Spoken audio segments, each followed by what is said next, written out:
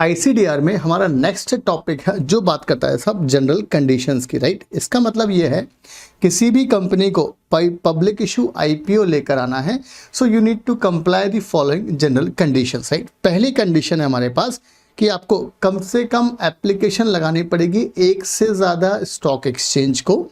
It has made an application, आपने क्या लगाई हो, एप्लीकेशन लगाई हो, और वो भी कितने स्टॉक एक्सचेंज को, in one or more stock exchange to seek in principle approval, right.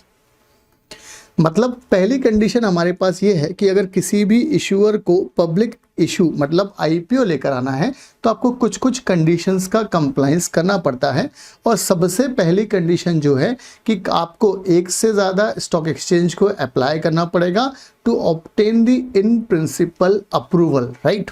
Now in principle approval means approval on the basis of documentation, right। ध्यान से, तो लॉ ने क्या बोला है कि भाई अगर आपको जनरल कंडीशन में पहली कंडीशन क्या है, किसी भी कंपनी को अगर आईपीओ लेकर आना है सबसे पहले आपको इशूअर को एक से ज़्यादा स्टॉक एक्सचेंज को अप्लाई करना पड़ेगा to for the purpose of in principle, और आपको अप्लाई करना पड़ेगा, अप्रूवल लेनी पड़ेगी।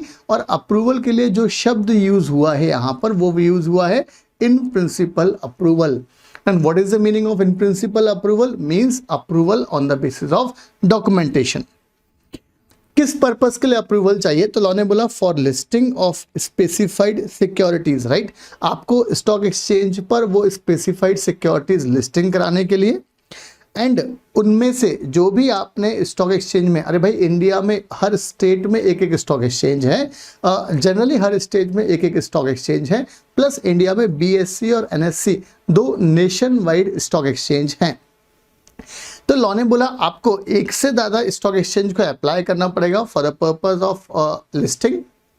आपको उनसे इन प्रिंसिपल अप्रूवल लेना पड़ेगा, एक बात, और उनमें से किसी एक को आपको ऑप्ट करना पड़ेगा जिसको हम क्या बोलेंगे, designated stock exchange. For example मेरी कंपनी ने एनएससी को अप्लाई करा and Gujarat Ahmedabad stock exchange को अप्लाई करा, राइट। अहमदाबाद मतलब गुजरात स्टॉक एक्सचेंज को अप्लाई करा, दो स्टॉक एक्सचेंज को अप्लाई करा हमने इन प्रिंसिपल अप्रूवल लेने के लिए। तो लॉ ने बोला और फिर हमने उनमें से एक को हमने बोला आप कौन हो, यहाँ डेजिग्नेटेड स्टॉक एक्सचेंज। इसका मतलब ये है कि सारी फाइलिंग, सारा कम्युनिकेशन हमको हमेशा फिर एनएससी को करना पड़ेगा। इसका मतलब ये है जब भी हम बोर्ड मीटिंग करें, जब भी हम डिविडेंड ऑफ डिक्लेरेशन करें, अमालगमेशन का पार्ट करें, कुछ भी काम करे, मेरी कंपनी बोनस इशू लेकर आ रही है, राइट इशू दे रही है, कुछ भी काम करना है, आपको जो कोऑर्डिनेशन पार्ट होगा, जो फाइलिंग प्रोसीजर होगा, जो कंप्लाइंस पार्ट होगा, जो डिस्क्लोजर पार्ट होगा, वो आपको उस वाले डेजिग्नेटेड स्टॉक एक्सचेंज के साथ में हमेशा करना पड़ेगा। ये हुआ फर्स्ट पॉइंट। सेकेंड पॉइंट, आपको एक एग्रीमेंट करना पड़ेगा विद अ डिपॉजिटरी। इंडिया में दो डिपॉजिटरी, एक है सीडीएसएल और एक है एनएसडीएल, राइट। सो इंडिया में दो डिपॉजिटरी, आपको डिपॉजिटरी के साथ डिपॉजिटरी एक्ट 1996 में डिपॉजिटरीज कवर है, एंड इंडिया में दो deposit, central depository services limited, national securities India depository limited, right. तो इंडिया में दो डिपॉजिटरी हैं, आपको दोनों में से किसी एक के साथ में आपको अग्रीमेंट करना पड़ेगा। और ये डिपॉजिटरी का काम क्या है? इनका काम है कि यार जो फिजिकल शेयर्स होते हैं, फिजिकल शेयर्स को डीमैट फॉर्म में कन्वर्ट करने का, राइट। फिजिकल शेयर्स को डीमैट फॉर्म में कन्वर्ट करने का ये डिपॉजिटरी का काम होता है। तो लॉ ने क्या बोला, it has entered into an agreement, आपको एग्रीमेंट में एंटर होना पड़ा, किसके साथ में, डिपॉजिटरी। इंडिया में दो डिपॉजिट, सीडीएसएल एंड एनएसडीएल, किस पर्पस के लिए, for the purpose of dematerialization. And what is the meaning of dematerialization?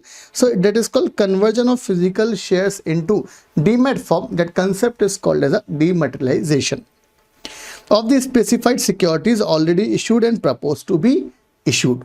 This is the second point. Third point, all of its specified securities held by the promoters, right, means जो भी securities हैं equity shares या convertible securities. Word use क्या हुआ यार, specified securities, right.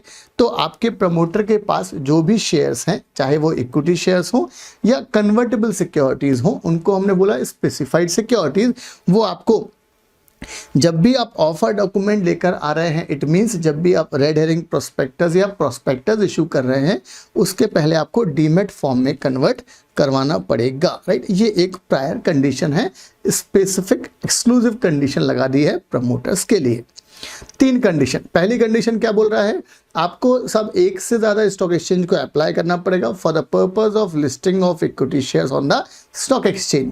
आपको apply करना पड़ेगा, आपको लेनी पड़ेगी इन principle approval. And what is the meaning of in principle approval? Approval on the basis of documentation. India में जितने भी स्टॉक एक्सचेंज है, आपको किसी एक को ऑप्ट करना पड़ेगा, एक को चूज करना पड़ेगा, और उसको हम बोलेंगे कौन सा वाला? आप हो designated stock exchange, DSE। And कल के दिन मेरी कंपनी कोई भी काम करती है, कोई भी इशू लेकर आ रही है, कोई भी प्रोसेस इशू कर रही है, तो आपको कंपलसरी जो सारा का सारा कम्युनिकेशन है वो आपको DSE के साथ में करना पड़ेगा। सेकंड कंडीशन क्या बोल रहा है? आपको डिपॉजिटरी के साथ एग्रीमेंट करना पड़ेगा for the purpose of dematerialisation of shares. अरे भाई, डीमटेरियलाइजेशन क्या होता है? फिजिकल शेयर्स को इलेक्ट्रॉनिक फॉर्म में कन्वर्ट करेंगे। इस कंसेप्ट को हम क्या बोलेंगे यार? Dematerialisation of equity shares. Promoters के पास जितनी भी होल्डिंग है फिजिकल फॉर्म में, ऑफर डॉक्यूमेंट इशू करने के पहले सारे के सारे शेयर्स डीमेट फॉर्म में कन्वर्ट होना चाहिए। Third condition.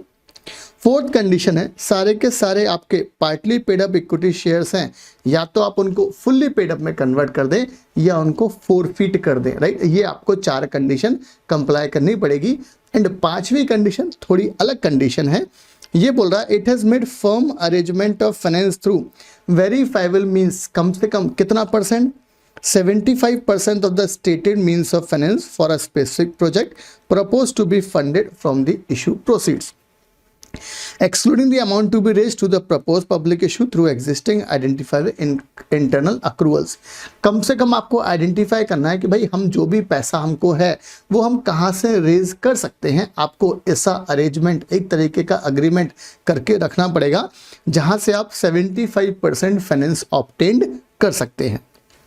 The amount of general corporate purpose as mentioned in the object of the issue in the draft offer document and the draft offer document shall not exceed 25% of the amount being raised by the issuer। इसका मतलब ये है कि भाई आपने for example 100 crore रुपये raise किया public से प्रोस्पेक्टस इशू करके, तो लॉ ने बोला उसका 25% निकालो, आया 25 crore rupees.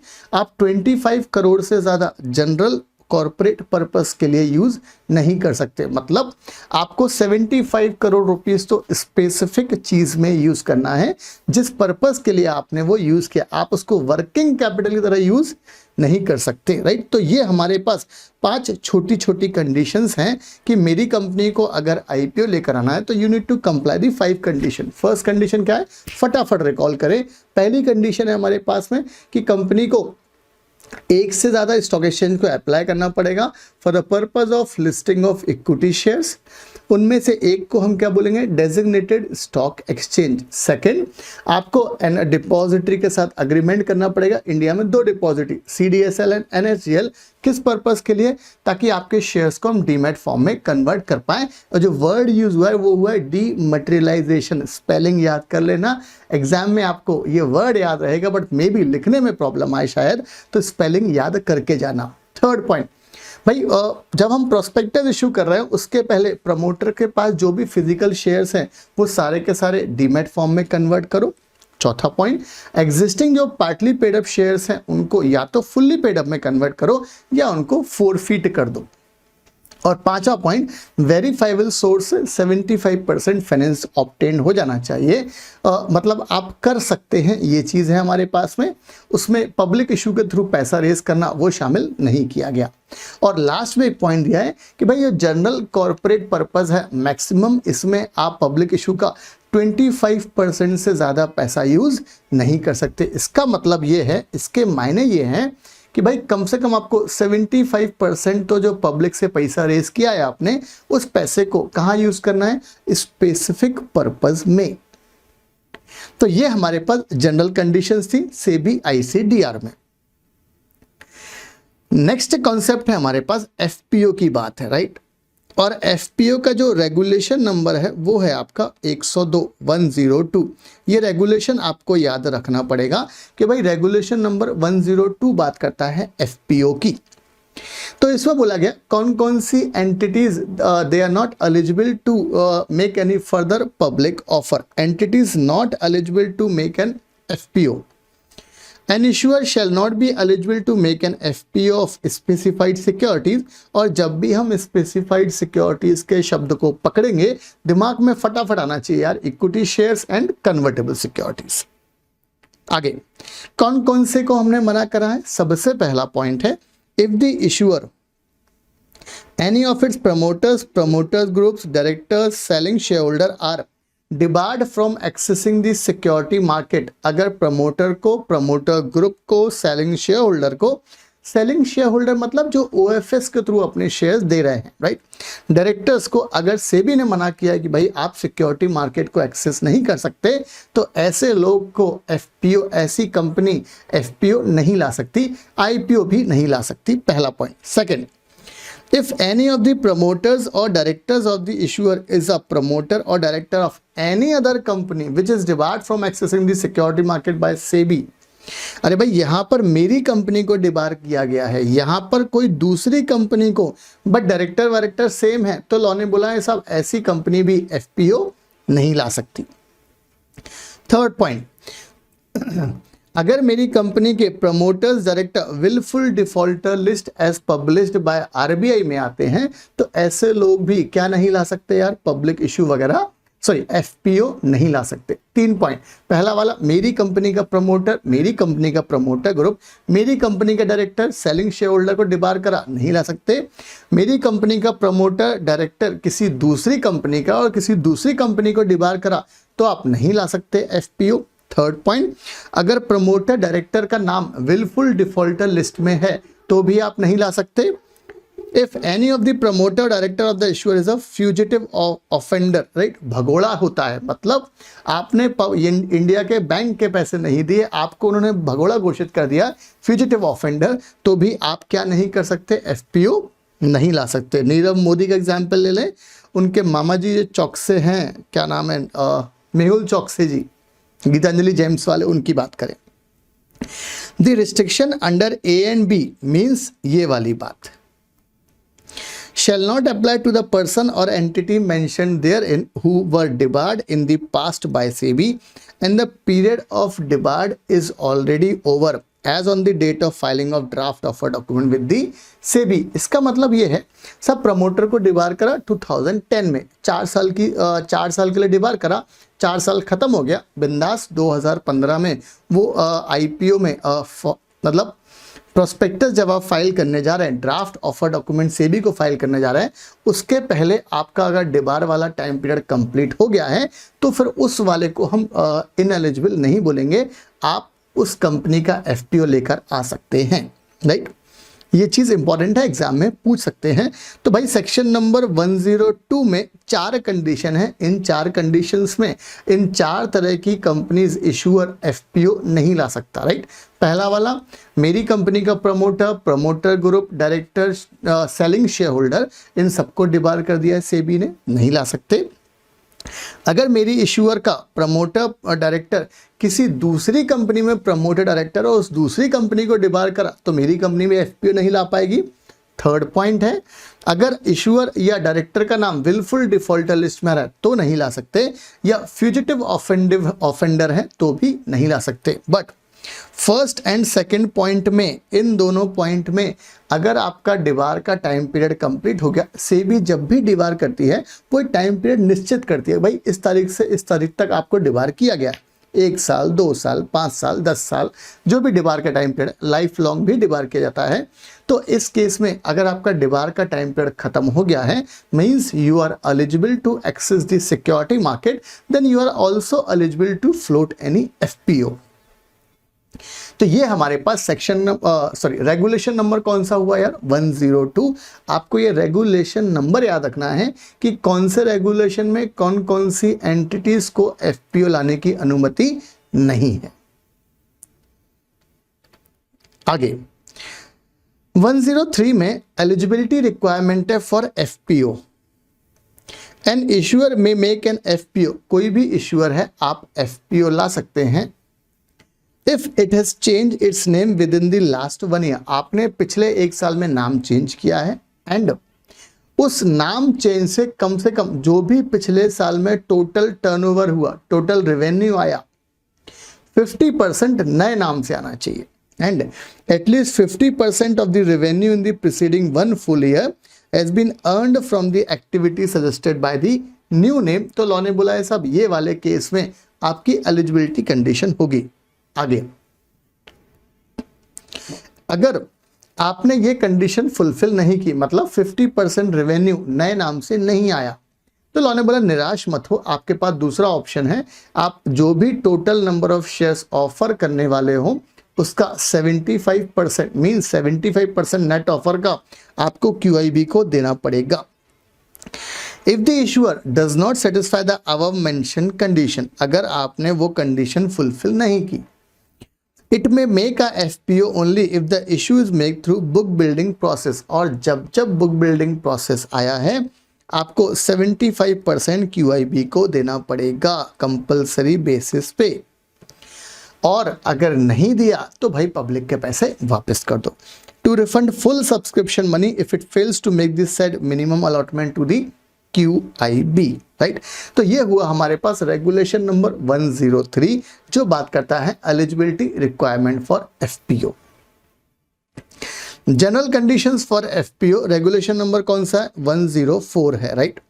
N issuer making a FPO shall ensure that, first point, An application is made for listing of specified securities। अरे भाई specified securities मतलब फिर से हम वहीं जाएंगे, means equity shares and convertible securities. आपने एक से ज़्यादा को अप्लाई कर दिया और उनमें से एक को हमने क्या ऑप्ट किया है। आप कौन हो यार, आप हो हमारे DSE, so called designated stock exchange. जैसा कि हमने अभी जनरल कंडीशंस में देखा था, पहली कंडीशन हूबहू वही कंडीशन है। सेकेंड, आपको डिपॉजिटरी के साथ में अग्रीमेंट करना पड़ेगा for the purpose of dematerialisation, means conversion of physical shares into electronic shares, e form. Partly paid up shares हैं, या तो उनको फुल्ली पेड अप में कन्वर्ट करो या फोरफीट करो।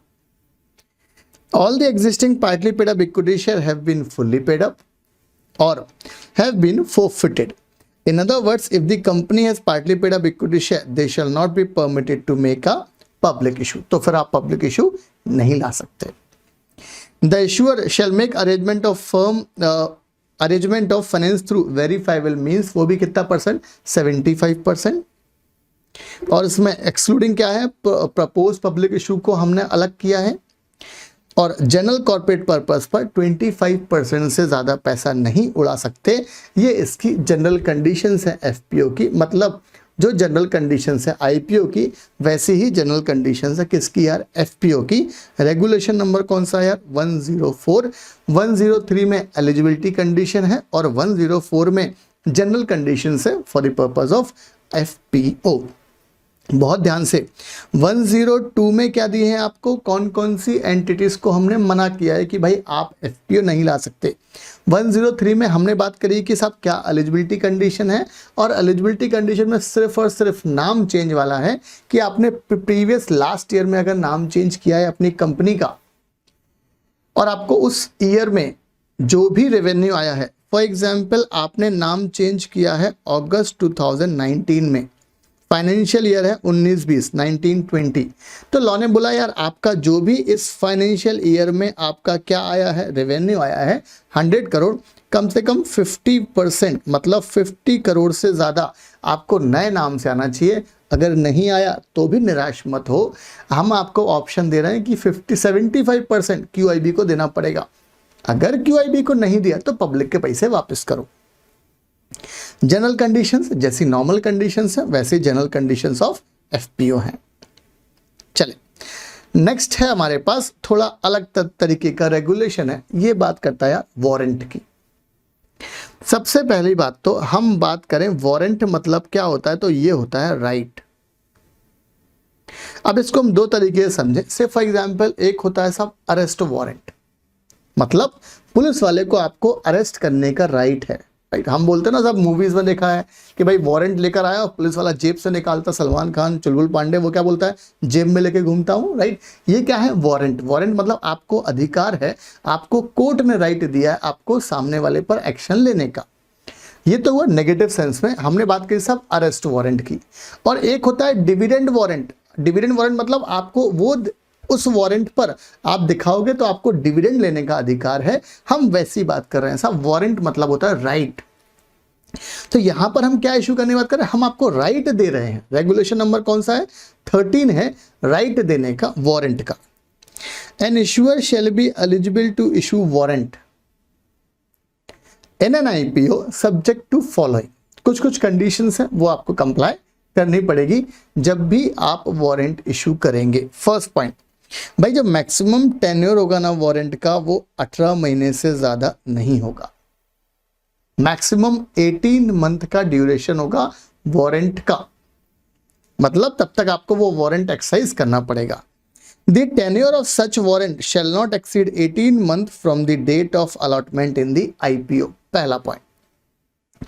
अच्छा, वारंट हम आपको तब भी दे सकते हैं, फॉर एग्जांपल हम कोई कन्वर्टेबल सिक्योरिटी इशू कर रहे हैं, and for the purpose of issuing convertible security we need to comply the regulations of ICDR. साफ साफ स्पेसिफिक रेगुलेशन 3 में ऐसा बोला है। आगे अब तो हम आपको उस एक कन्वर्टेबल, फॉर एग्जांपल आपको कन्वर्टेबल डिबेंचर इशू करा है, उस एक डिबेंचर के बदले में 2 साल बाद हम आपको 2 इक्विटी शेयर देंगे, तो साथ में आपको क्या देंगे हम, वारंट।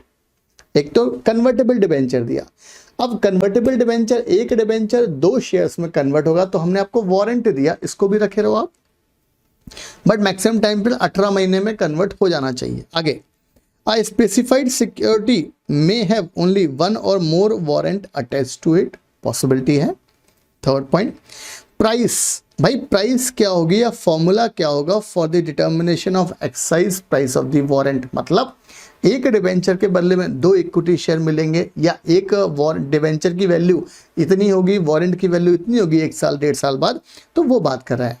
तो लॉ ने बोला यार या तो आज डिसाइड कर लो, अपफ्रंट डिसाइड कर लो, और इसको डिस्क्लोज कर दो कहां पर, ऑफर डॉक्यूमेंट में, तो कोई लफड़ा, कोई लड़ाई नहीं है भविष्य में। And at least 25% of the consideration amount based on the excise price shall also be received upfront, right. आपको जो भी वारंट आपको प्राइस डिटरमाइन करना है भविष्य में, उसका 25% आज दे दो। However, in case the excise price of the warrant is based on a formula, so 25% consideration amount based on the cap price. Cap price means maximum price.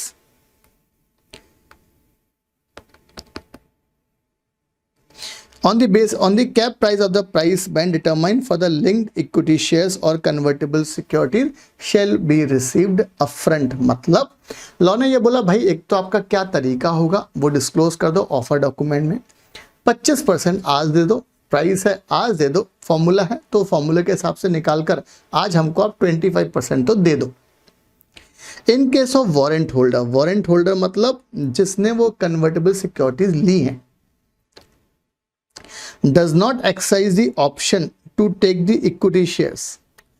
For example आपने बोला यार कि हम आपको आज नॉन कन्वर्टेबल सिक्योरिटी दे रहे हैं 400 रुपए में, इक्विटी मार्केट बेहतरीन गिरा 1.5 साल में और उसकी वैल्यू होगी 150 रुपए, वारंट आपको दिया सब 250 रुपए में, 400 रुपए की आज की प्राइस है, आपको बोला वारंट है आपको 250 रुपए में, आपको 15 मंथ्स बाद यही शेयर 250 में लेने का अधिकार है, 2 शेयर्स 5 शेयर्स, 1.5 साल बाद उसकी वैल्यू होगी 150 रुपए। तो कौन पागल है इक्विटी शेयर जो ये ऑप्शन एक्सरसाइज करेगा, ऑब्वियसली नहीं करेगा। तो लॉ ने बोला है in case the option holder does not exercise the option to take equity share against any of the warrant held by the equity shareholder, कितने महीने में, 3 मंथ में, जब से वो कंसिडरेशन आपको देना है such consideration made in respect of such warrant shall be forfeited by the issuer. तो लॉ ने बोला भाई आप एक्सरसाइज मत करो, आपने जो 25% दिया है ना हमको कंसिडरेशन, हम उसको फोरफीट कर लेंगे, वापस नहीं करेंगे साहब, राइट। तो ये इसकी छोटी छोटी सी रेगुलेशन नंबर 13 में इशू ऑफ वारंट की 4 कंडीशन। पहला, with respect to tenure maximum 18 month का। सेकंड, कोई भी इक्विटी शेयर के साथ में स्पेसिफाइड सिक्योरिटी के साथ में एक या एक से ज़्यादा वारंट अटैच कर सकते हैं। थर्ड कंडीशन, प्राइस क्या होगी भविष्य में डिसाइड नहीं करना, आज डिसाइड करना, ऑफर डॉक्यूमेंट में डिस्क्लोज करना है। जो भी प्राइस हुई उसका 25% आज दे दो, और कल के दिन अगर वारंट होल्डर ने वारंट अपना राइट एक्सरसाइज नहीं किया तो लॉ ने बोला यार 3 महीने में आपको एक्सरसाइज करना जब से डेट ऑफ पेमेंट है। नहीं करा तो जो आपने 25% दिया था ना वो फोरफीट हो गया, कुछ वापस नहीं मिलने वाला है। लॉजिकल देखे साहब गलत है, पैसा वापस देना चाहिए, बट ठीक है सेबी ने बोल दिया नहीं देंगे तो नहीं देंगे, आगे कोई बात नहीं करनी है। तो ये है हमारी कंडीशन इशू ऑफ वारंट, जो बात करता है साहब रेगुलेशन नंबर 13 में।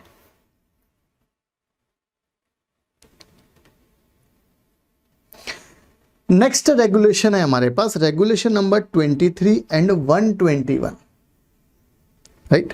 और बहुत सिंपल है, भले बहुत बड़ा आपको चार्ट लग रहा होगा बट ना है नहीं कुछ इसमें खास। सबसे पहली बात हम बात कर रहे हैं appointment of lead manager, other intermediates and compliance officer. मतलब एक्चुअल में we are talking for the intermediates part. अरे भाई कंपनी कुछ नहीं करेगा क्योंकि कंपनी तो मर्चेंट बैंकर को फीस दे दिया, भाई तू मैनेज कर, तू लेकर आ। अब मर्चेंट बैंकर किस किस को ढूंढेगा, काम पर लगाएगा, भाई तू एडवर्टीजमेंट पार्ट देख ले, तू इशू पार्ट देख ले, आप एप्लीकेशन मनी वाला पार्ट देख लो, आप मिनिमम सब्सक्रिप्शन देख लो। तो ये जो सारी चीज़ें हैं ये हमको काम करना पड़ेगा इंटरमीडिएट से। तो बस वही इंटरमीडिएट की बात कर रहे हैं जो रेगुलेशन 23 एंड 121 में डिसाइड है। चले भाई फर्स्ट पॉइंट, इशूअर मतलब कंपनी जो आईपीओ एफपीओ लेकर आने वाली है। तो लॉ ने बोला इशूअर अपॉइंट करेगा 1 और मोर मर्चेंट बैंकर को। और भाई मर्चेंट बैंकर ये कौन से वाले होंगे, जो सेबी में रजिस्टर्ड है, who are registered with the SEBI as a lead manager to the issue, जो लीड मैनेजर की तरह रजिस्टर्ड है सेबी के पास।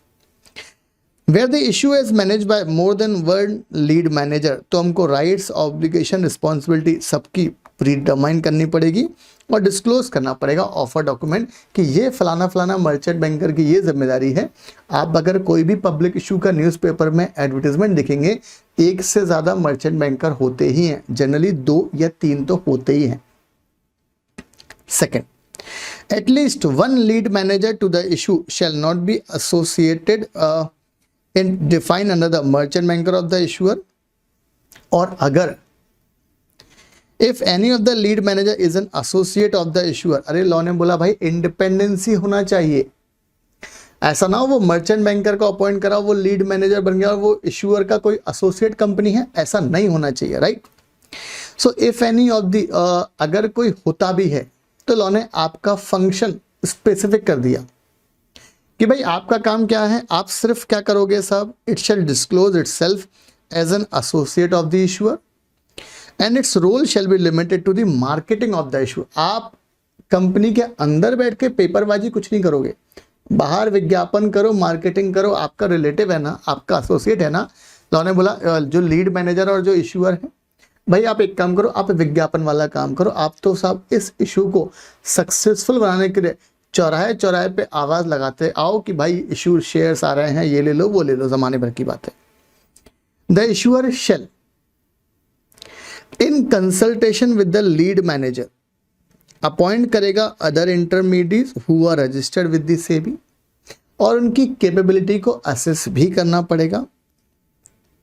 The issuer shall in case of issue made through the book building process, अगर इशू कैसे लेकर आए हम, बुक बिल्डिंग प्रोसेस के थ्रू अपॉइंट करना है सिंडिकेट मेंबर्स को। और in case of any other issue, book building के अलावा, अरे भाई बुक बिल्डिंग है तो सिंडिकेट आएगा, बुक बिल्डिंग नहीं है तो आपको अपॉइंट करना banker to an issue at centres, right. फिर आपको अपॉइंट करना बैंकर टू एन इशू। ये तो हुए हमारे पास छोटे छोटे से 4 पॉइंट। पहला वाला क्या बोल रहा है, मर्चेंट बैंकर अपॉइंट करो एक से ज़्यादा as a lead manager, right, जो रजिस्टर्ड है सेबी के पास, सबकी अलग अलग रिस्पॉन्सिबिलिटीज डिसाइड कर दो। लीड मैनेजर एसोसिएट नहीं होना चाहिए साहब इशूअर से, अगर है भी तो भी आपका फंक्शन लिमिटेड है। कौन सा वाला, मार्केटिंग वाला, और कुछ काम नहीं करना आपको। जो भी इशूअर है लीड मैनेजर है, आपको इंटरमीडिएट अपॉइंट करने हैं और आपको उनकी असेस करना है, उनकी कैपेबिलिटीज। इशूअर शेल, अगर बुक बिल्डिंग प्रोसेस है तो आपको अपॉइंट करना है सिंडिकेट मेंबर, नहीं है then you need to appoint the bankers to an issue. ये तो हुए 4 पॉइंट रेगुलेशन 23 एंड 121 का। आगे, in case of ASBA process, and what is ASBA, अभी सिर्फ ये समझे सब, application supported by blocked amount. थोड़ा सा और बात करें अपन एस्बा के, बाद में आने वाला है पूरा का पूरा टॉपिक, बट फिर भी ठीक है एक लाइन बात कर ले हम। एस्बा एक तरीका है जिसके थ्रू कंपनी पैसा रेज करती है पब्लिक से in case of IPO, FPO वगैरह में। तो ASBA application supported by blocked amount, application supported by blocked amount, मतलब आपका एक एस्बा अकाउंट, मुझे किसी कंपनी में आईपीओ अप्लाई करना है तो मेरे पास डीमैट अकाउंट होना चाहिए, और वो डीमैट भी एस्बा वाला अलग से होता है भाई, उसमें आपको पैसा जमा करना है और अकॉर्डिंगली आप पब्लिक इशू में अप्लाई कर सकते हैं। The issuer shall take cognizance of the deemed agreement of the issuer with the self certified syndicate bank. If the issuer itself is a registrar, it shall not appoint itself as a registrar to an issue. अगर आप खुद registrar हो तो फिर मतलब issuer अगर registrar to N issuer है, मतलब फॉर एग्जांपल कोई ब्रोकिंग फर्म ही अपना इशू लेकर आ रही है, कोई स्टॉक ब्रोकर ही अपना, बहुत सारी स्टॉक ब्रोकिंग फर्म है, एंजल ब्रोकिंग के भी शेयर्स हैं, राइट। अगर कोई ब्रोकिंग फर्म ही अपना इशू लेकर आ रही है तो लॉ ने बोला क्या, तो आप खुद को अपॉइंट नहीं करोगे, आपको किसी दूसरे को अपॉइंट करना पड़ेगा। The issuer shall enter into agreement with the lead manager and enter into an agreement with other intermediaries as required under the respective regulation applicable to the intermediaries concerned. The issuer shall appoint a compliance officer. आपको किसका appointment करना है यार, compliance officer का, who shall be responsible for monitoring the compliance of securities law and for redressal of investor grievances, right? तो you need to appoint the compliance officer, obviously company secretary होगा, आपको company secretary का appointment करना है। Company secretary check करेगा भाई compliance की है या नहीं की है। The issuer shall appoint the registrar to an issue, जो रजिस्टर्ड है सेबी के पास, who has a connectivity with all depositories, right. So ये हमारे पास 9 तरीके के पॉइंट्स हैं with respect to appointment of lead manager, other intermediaries, compliance officer और रेगुलेशन नंबर 23 एंड 121। कितने पॉइंट्स हमारे पास, 9 पॉइंट्स है। 1 2 3 4 5 6 7 8 9।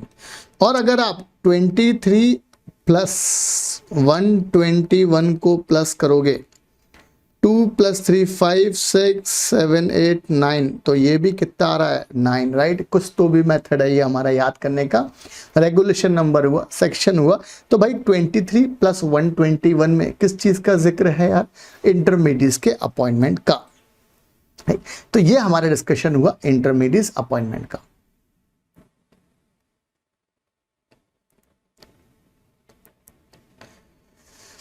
रेगुलेशन 24 एंड 122 बात करता है disclosures in and filing of offer document, right. Regulation number कौन सा यार, 24 and 122। Disclosures in the offer, draft offer document and offer document. सबसे पहली पॉइंट तो जो भी आपने ड्राफ्ट ऑफर डॉक्यूमेंट बनाया है इशूअर ने with the help of merchant banker, या उल्टा बोले हम, मर्चेंट बैंकर ड्राफ्ट करता है with the help of issuer. Draft offer document and all offer document shall contain all material disclosures which are true and adequate to enable the applicant to take an informed investment decisions. First point. Second, जो भी red herring prospectus है, shelf prospectus है, shall contain, पहला कि disclosure specify होना चाहिए companies act 2013 में, and Disclosure specified in Part A of Schedule 6 of ICDR Regulation 2018 और in case of FPO आपको Part C and D follow करना है। तो ये तो होगी डिस्क्लोजर वाली बात। आगे जो भी लीड मैनेजर है शेल एक्सरसाइज, आपको क्या करना है भाई, due diligence. What is the meaning of due diligence? मतलब आपको हर एक चीज को ऐसी तरह देखना है कि वो पूरी कंप्लायंस हुआ, that is called meaning of due diligence. And satisfy themselves about all aspects of the issue including the veracity, differences, adequacy of disclosure made in the draft offer document and the offer document. The lead manager shall call upon the issuer and its promoters and directors or in case of offer for sale the selling shareholder कि भाई आपकी कुछ obligation है disclosure देने की, वो disclosure दें आप। The lead manager shall ensure that जो भी इंफॉर्मेशन दी गई है वो particular audited financial statement and are not more than 6 महीने से ज़्यादा पुरानी नहीं होना चाहिए, राइट। तो ये हुआ आपका डिस्क्लोजर वाला पार्ट कि भाई आपको कौन कौन से डिस्क्लोजर देना है ऑफर डॉक्यूमेंट में और ड्राफ्ट ऑफर डॉक्यूमेंट में। सबसे पहला पॉइंट है जो भी चीज़ हो वो ट्रू एंड फेयर होना चाहिए। डिस्क्लोजर जो कंपनी एक्ट में स्पेसिफाई है वो दो, या फिर जो ICDR में रेगुलेशंस में है वो दो। ये तो गया कंपनीज एक्ट वाली बात और ये हो गया आपका ICDR वाली बात, एक्ट। ये हो गया ड्यू डिलीजेंस लगाना है भाई आपको, डायरेक्टर वगैरह इंडिविजुअल से इनसे आपको डिस्क्लोजर लेना है। और लास्ट पॉइंट में बोल रहा है कि भाई आपको जो भी इंफॉर्मेशन देना है वो ऑडिटेड इंफॉर्मेशन होना चाहिए और 6 महीने से ज़्यादा पुरानी इंफॉर्मेशन नहीं होना चाहिए। ये चीज़ काम की थी हमारे पास जो बात करता है डिस्क्लोजर्स की। Filing of offer document regulation number कौन सा यार, 25 and 123। The issuer shall also file, आपको draft offer document stock exchange को फाइल करना पड़ेगा जहां पर मेरी कंपनी के share propose to be listed हैं। अभी लिस्टिंग हुई नहीं है भाई, अभी होगी, प्रपोज टू बी लिस्टेड, उसको फाइल करना पड़ेगा और सबमिट करना पड़ेगा स्टॉक एक्सचेंज को PAN number, bank account number, passport number promoters का, अगर वो इंडिविजुअल्स हैं तो, कंपनी है तो अलग बात है। PAN number, bank number, account number, CIN number, अगर कंपनी वगैरह है, बॉडी कॉर्पोरेट है तो इनकी इंफॉर्मेशन आपको स्टॉक एक्सचेंज को सबमिट करनी पड़ेगी along with draft offer document. तभी तो चेक ना करेंगे कि भाई आपको डिबार तो नहीं करा। सेबी के पास गई इंफॉर्मेशन, सेबी उसको चेक करेगा और सेबी आपको चेंजेस बताएगा 30 दिन के अंदर। The SEBI may specify changes or issue observation on the draft offer document filed within a period of 30 days जब से आपने फाइल किए हैं from the later of the following date। और ये डेट कितनी है, ये 30 दिन जो चालू होंगे वो अलग अलग तारीख दी गई है। पहला the date of receipt of draft offer document filed with the SEBI, तब से 30 दिन। The date of receipt of satisfactory reply from the lead merchant banker, अगर सेबी ने कोई क्लैरिफिकेशन मांगा था, लीड मर्चेंट बैंकर ने क्लैरिफिकेशन दे दिया, तो जिस तारीख से लीड मर्चेंट बैंकर ने क्लैरिफिकेशन दिया तब से 30 दिन। The date of in principle approval letter मिला फ्रॉम RSE, तब से 30 दिन। या कोई रेगुलेटरी एजेंसी से सेबी ने इंफॉर्मेशन मांगी थी, जब से वो मिली है तब से 30 दिन काउंट होंगे। अगर कोई सेबी ने चेंजेस बताए हैं, आपकी जिम्मेदारी है that changes you should incorporate in the offer document, draft offer document. If any changes specify or issue observations on the draft offer document file with it lead merchant banker, it is the responsibility cast on the shoulders of LMB, lead merchant banker shall carry out the such changes and comply. Draft offer document and the offer document shall furnish a soft copy SEBI में देना है आपको। If there are any changes in the draft offer document in relation to matter, तो आपको updated fresh offer document फिर से file करना पड़ेगा सेबी को। और copy of the draft document shell also be filed with the SEBI stock exchange through the lead manager promptly after filing offer document with the SEBI. तो ये हुआ हमारे पास रेगुलेशन नंबर 25 एंड 123 जो बात करता है किस चीज़ की यार, जो बात करता है filing of draft of a document. सबसे पहला सेबी को फाइल करो, स्टॉक एक्सचेंज को फाइल करो along with the directors KMP इनकी information, PAN number, bank account number, passport number, ये सारी चीज़ें। कंपनी है तो उसका सिन नंबर वगैरह। सेबी चेंजेस बताएगा 30 दिन में। 30 दिन का अलग अलग टाइम पीरियड है, पहला जब से मिला है तब से 30 दिन, नॉर्मल कंसेप्ट है। सेबी ने कुछ इन्फॉर्मेशन मांगी थी तब से 30 दिन, इन्फॉर्मेशन देने के बाद से 30 दिन।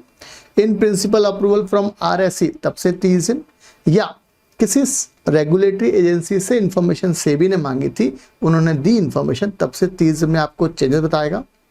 जो भी चेंजेस बताएं that changes should be incorporated in the offer document. Soft copy SEBI को फाइल करो, स्टॉक एक्सचेंज को सबको फाइल, अपडेटेड कॉपी फाइल करनी पड़ेगी। तो ये हमारा कॉन्सेप्ट जो है वो है sub regulation number 25 and regulation number 123 में हमने बात की है।